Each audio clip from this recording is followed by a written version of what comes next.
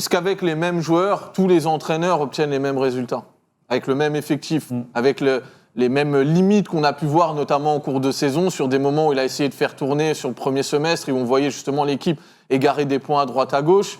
Non, pour moi, Flick, il a énormément de mérite déjà parce qu'il a, en fait, sur une même saison, il a ressuscité l'espoir et ensuite, il a confirmé le retour aux affaires de l'équipe à un très haut niveau. C'est-à-dire que ce qui pourrait être un cheminement de 2 ou 3 saisons pour d'autres clubs, lui, il a réussi à le compacter en une. Ce qui fait que, et c'est pour ça que moi je persiste à dire que entre le regard qu'on a sur le Barça du début de saison et le regard qu'on a sur le Barça aujourd'hui, pour moi il y a un monde.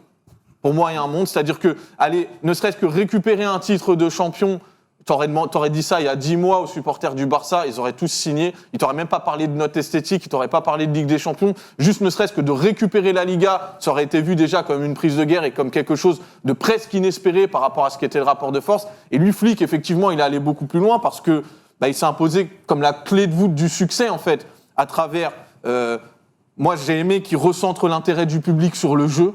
À un moment, on ne parlait plus assez de football s'agissant du Barça. Et à partir du moment où la Liga a commencé et qu'on a vu cette équipe jouer, c'est presque comme si, je ne vais pas dire qu'on oubliait le reste, mais on a été séduit. On a été séduit par le style, par un style qui était audacieux, qui était spectaculaire, comme l'ont dit les gars, avec des joueurs locomotives qui nous ont impressionnés, qui nous ont surpris pour certains, qu'on n'attendait pas forcément à ce niveau-là. Donc non, pour moi, c'est le guide et l'architecte. Il a donné la marche à suivre. Et quelque chose qui est toujours très éloquent quand on parle des entraîneurs, c'est que son équipe, elle a une identité visuelle qui lui est propre. C'est-à-dire que c'est une équipe de flics.